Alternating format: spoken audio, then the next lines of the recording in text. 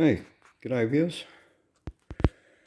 Right, just going to give you a quick run through of what I'm doing with my engine and the Volsy. Previous video you saw me put epoxy on the casings, and whether that lasts is yet to be seen, but I'm fairly confident. Anyway, what I had done is I put a new camshaft, cam bearings, the crank had been re-crowned with new bearings, new big end bearings. Obviously that comes with the crank grind, but new high volume oil pump, new lifters, new cam bearings. And I had a bit of an issue when I double checked, and triple checked and checked all the bearings, because you got to get them located in their pins and sitting down properly and everything.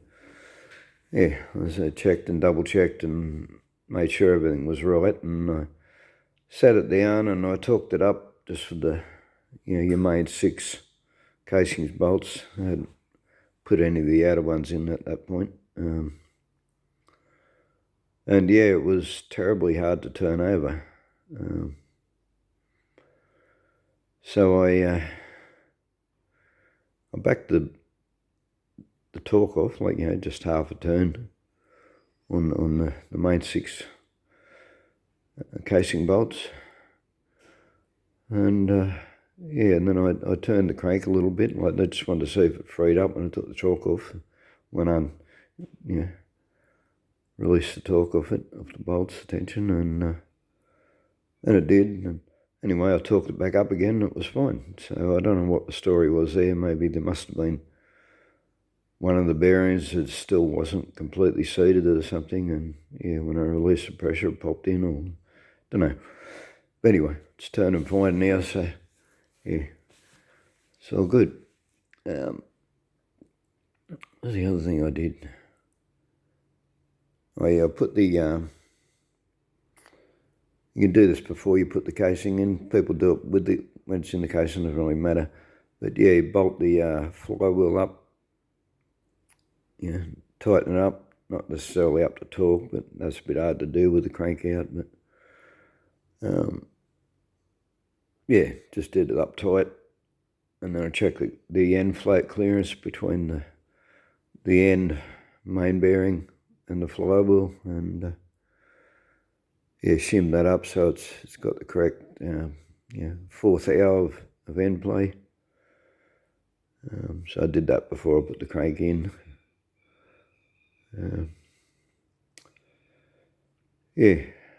What else would I?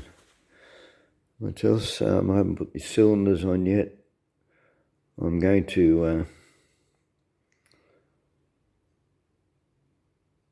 I'm going to check it when I do, but I'm not going to put the base gaskets on because they're torn. I don't feel like spending 2 hours cutting out base gaskets, and don't even know if I got enough gasket paper anyway. It's very thin. They're a very thin gasket anyway, so I'm just going to put some aviation sealant around the base of the cylinders, and I mean, if anything, it might up the compression just very slightly. I will check, see what the piston clearance is in the head, but I don't think it's going to affect it. It'll be only the difference of a few thou anyway, because as I said, the original base gasket's pretty thin. I'm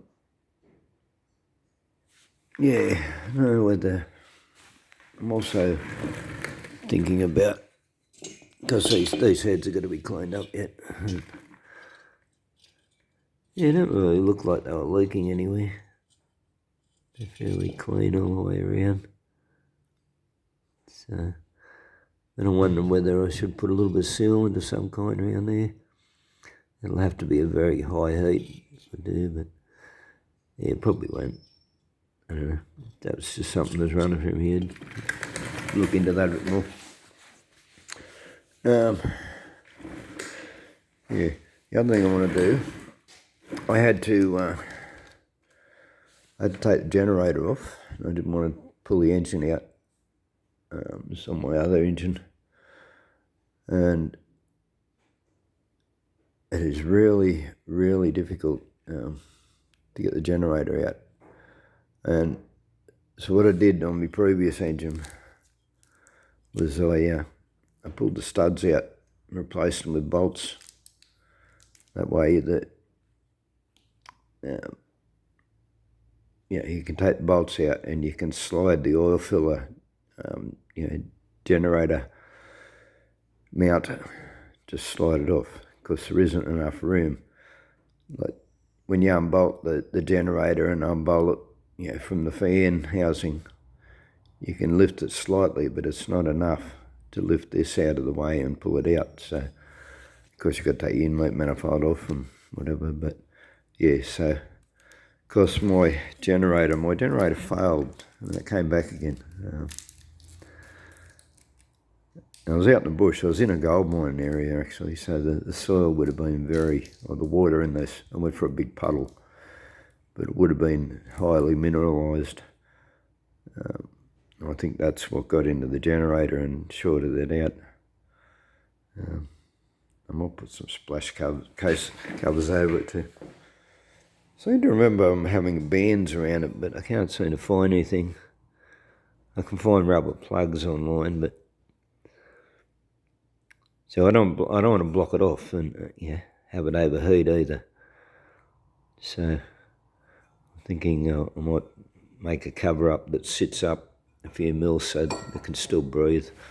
But anyway, as I said, the generator failed, but then it came back to life and it's working again.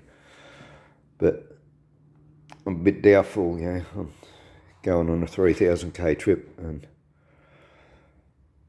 if it does happen to fail and I've got to change it, I don't want to have to pull the engine out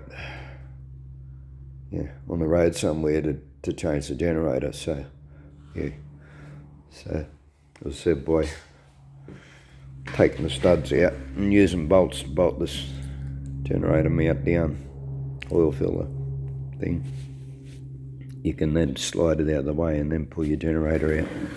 It just means you can do it on the roadside without having to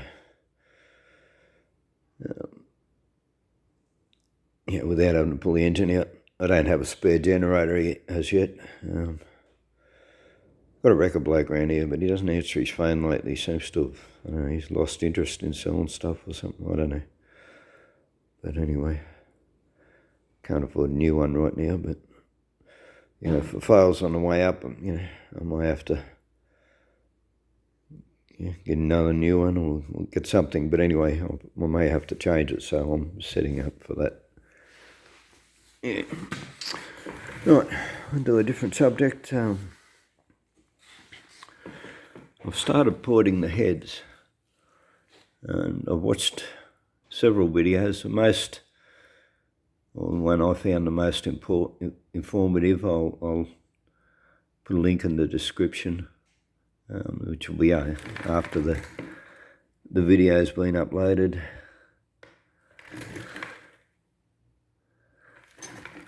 That plug how it looks. Just notice that.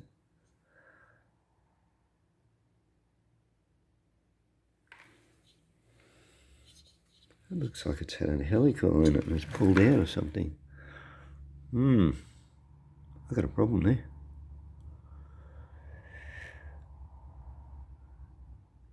I'm going to have to get a helical put in there before I can put it together.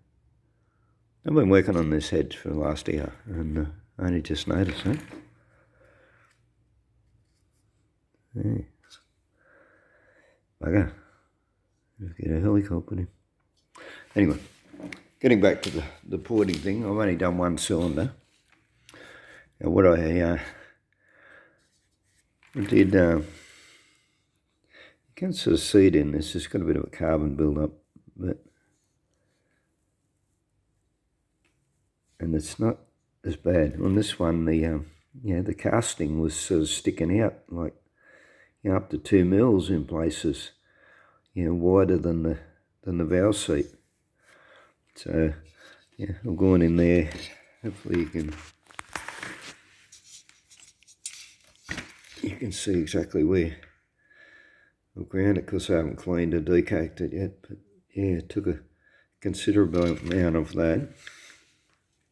Yeah. Went down inside it. I got to smooth that a little bit too. It's still just a little bit rough there. I'll get that with the file or emery or something. Yeah, any lips or steps, what they create is turbulence. You know, if you're looking at something that's in a wind tunnel or something, anything that sticks out creates this turbulence. Of course, yeah, it slows it down and whatever. So, yeah, you want to avoid all that. What I did find, I'll show you in here first, and this was pointed out by the video I'll put a link to, but there is like a huge restriction in the exhaust port. It's got this very sharp corner, and yeah, in this one, this is a bit different. Oh yeah, Brazilian heads, but the casing came up way past the valve guide, and you can see there I've just taken the largest drill I had and just took a bit off the top of that one. I did the same in here, but yeah, like if you look, see, I can't barely get my finger in there. I got the fingernail on the edge of this valve guide and I can't push it any further. But, so this one, yeah, taking this corner right off, just the square part. Hopefully it hasn't, well, I haven't done any more than what was shown on the other video, so yeah, it shouldn't crack or anything. Hopefully I haven't made it too thin, but yeah, it took a lot off the casing around the valve guide. Yeah. And down there I was doing it like I was just using I got a die grind bit just on the regular drill. And of course I used a half round file. That was in here just to clean up a little bit more. And then I used a wood chisel in here just to clean up around this edge here. So, but yeah, just opening that exhaust port, that should make a huge amount of difference. Yeah, by my way of thinking, or from what I could see. There's not a lot you can take out of the inlet port. As I said, I took this out because this just looked like it hadn't been finished properly to begin with, you know. As I said, that you've got barely any on this one. This one had heaps, huge build-ups of it. So I took that out. Took a little bit off this corner in here. Not much.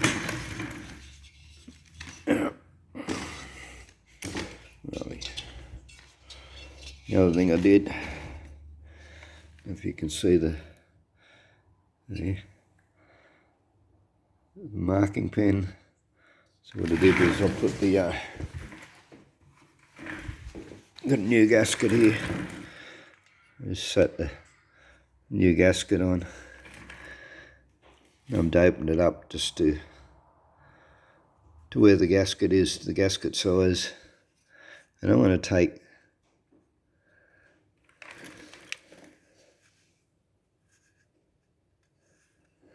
too much more off that, off the top. I probably can take a little bit more off. Yeah, probably will take a little bit off, but I'm not, I don't want to make it too thin. See, it's already, yeah, so I won't take any more off that edge there, but I might take a little bit off just here, a little more, just on this front edge here. So I know I got the thickness there, that much thickness, so I know I can take another mil off that. But yeah, and as pointed out in the video, yeah, don't take much off this lump, this first lump here. And that's where your spring seat goes. So yeah, that's already, you can't, you don't want to make that thin and have it crack. And most people get sort of, I don't know, you'd think that the exhaust would be more likely to crack than the inlet, but I'll be thinking the opposite, you know, because the exhaust is hot air, it's coming out through hot alloy, whereas on the inlet you've got cold air hitting hot alloy constantly, so I'll be thinking you're more likely to crack on the inlet than on the exhaust. So yeah, that anyway, it's just my way of thinking, but yeah, I'll take a little bit more off that, just there. But there's not much point going any bigger than that. Like in the video I watched, yeah, he opened it up to like a D size shape, and I don't see much point in that when, you know, the inlet manifold, where is it? This thing, another thing I did when I put the Weber on, I've got a bit of pipe, like the inlet manifold butts up to that. It doesn't fit inside like it used to, so I took all this lip off in here, opened that out as much as I was sort of game to, but yeah, what I want to point out is that when you put the gasket on, yeah, it's way small anyway, and you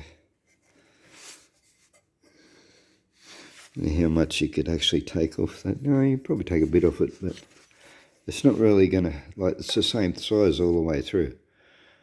So, you know, I'll take a little bit off it so there's not a step here creating turbulence, but the point I'm making is there's not really much point in enlarging the inlet when it's got to go through this restricted manifold anyway. So, yeah. You know, like if I was going to put, you know, twin carbs or something with different manifolds, yeah, well then it'd make a difference, you know, but at this point, the only thing I can really do is just get rid of the steps so there's no turbulence. And, yeah, I can't really enlarge it much at all. I'm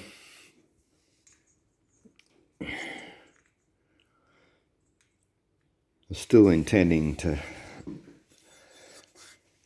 I'm going to get some gas from my welder somewhere down the track. I'm still going to make a bigger manifold because this is still a big, you know, this is a huge bottleneck.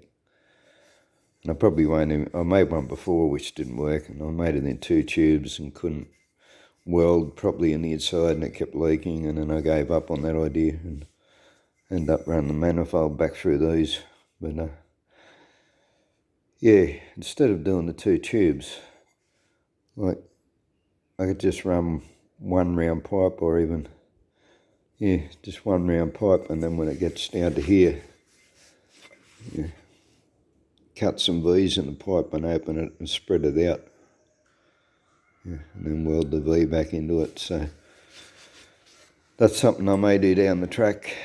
Yeah, because I got this Weber carby on it, which has improved it, but it's not like, it's not the level of improvement that I'm used to from these Webers. Like I've put these in a lot of Japanese 4-cylinders and English 4-cylinders, and I haven't got the same level of power upgrade on the Volkswagen that I got from them. You know, like on the Jap ones especially, it made a huge difference. You know, it almost doubled the power, you know. But I haven't got that in this, and I think it's, you know, mostly to do with these bottleneck yeah, small end manifolds. So yeah, if I make this other manifold up, that should make a big difference. And I might open the ports a little more then, so may not too. Yeah, what I found with this too, it wouldn't even run properly. Like it had a huge flat spot. It wouldn't run properly on the standard jets that, I've never had to change jets. I've done this, half a dozen times at least on Jap cars and never had to change jetting or anything. They just bolt on and they work. But on this, yeah, a huge flat spot, and I had to increase the size of the jets quite a lot. And so what I concluded is there just isn't enough airflow, enough vacuum to pull the fuel out. So, yeah, the ports are too small for this carburetor to operate efficiently. But as I said, I've got it running well enough by up on the jets. But, yeah. So anyway, talking about something, in the future down the track. But, yeah, meantime, we've got to get this engine together. Yeah, having started on this head port now.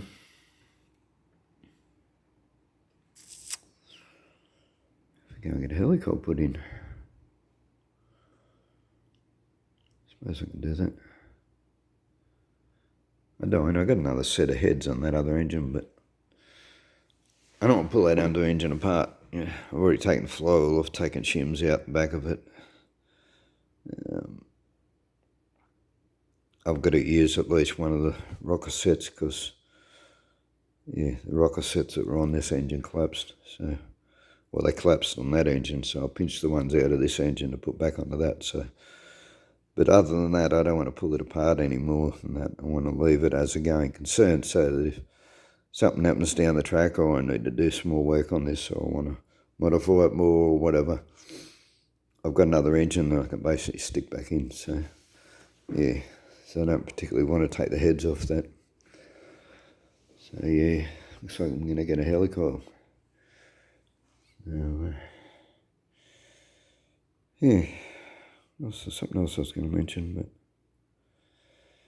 but oh yeah, the cam I got a performance cam, but it was the smallest of the performance cams. It's probably not a lot bigger than a standard cam.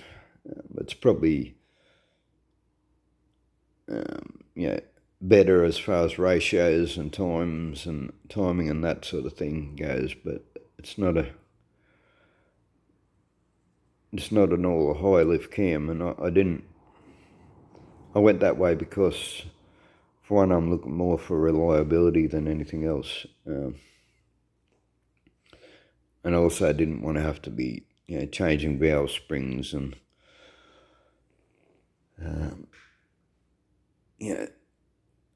checking clearance, valve to piston clearance and all that sort of thing. So, yeah.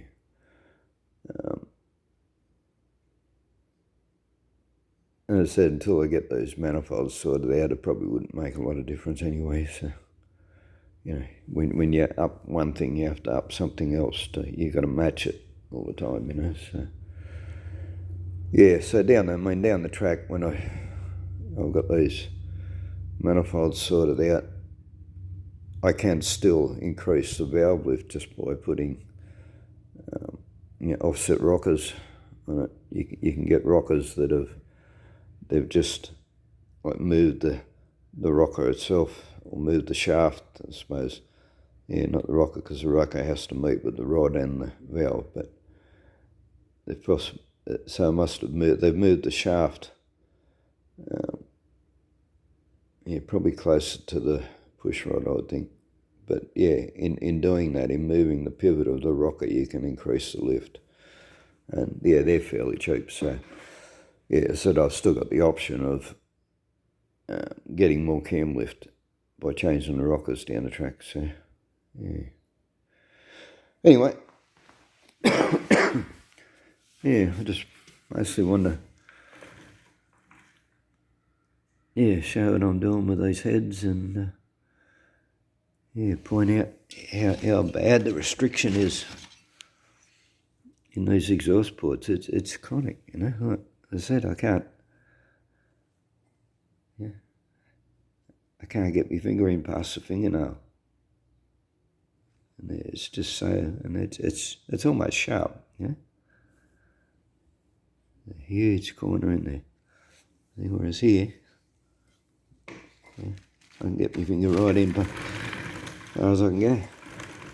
There's now plenty of room, and yeah, didn't have to take that much off it, so yeah. So that should make a big difference, and possibly wouldn't make that much difference if we had a standard exhaust, because they're crappy restricted little things anyway. They're basically suitable for lawnmowers, VW exhausts, and yeah, but I got me, my own homemade header set, because the other bits are up there. They've just been for a sandblaster. Yeah. I had an issue with rust. This is, I suppose, been 3 years. These are all painted with proper exhaust paint. You know, look at the condition of them. They're just shit. It just burns off. You know? Well, it hasn't gone rusty up here, but you can see like these are crossover ones, so it's burned it off here where it crosses over. But yeah, it's just crap. All gone rusty, but yeah, so I'm trying a different thing. I tried it on my panel van, but I haven't sort of run it for long enough to tell. But see on here, see what this is?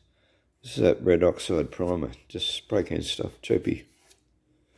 That's been on that chimney for 2 winters now. We're sort of coming to the end of the winter, but that was overspray from some things because this gets doubled up as a workbench during the summer.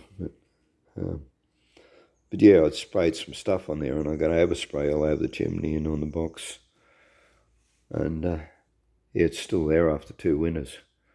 So obviously, yeah, it's pretty good with heat. So that's my next theory, is I'm going to paint up these headers after I clean all the rust off. I'm going to paint them with the red oxide primer, and then I'll go over that with some pot belly black.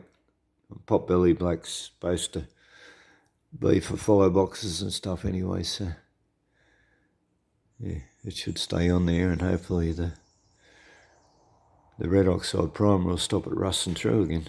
So, but yeah, anyway, rambling on, getting off point here, so I'll leave it at that, and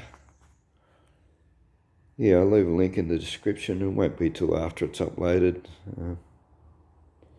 To the video I watched on the headboarding, the best I'd found. I watched a few. So, alright. Well, thanks for watching, and we'll catch you next time. Bye.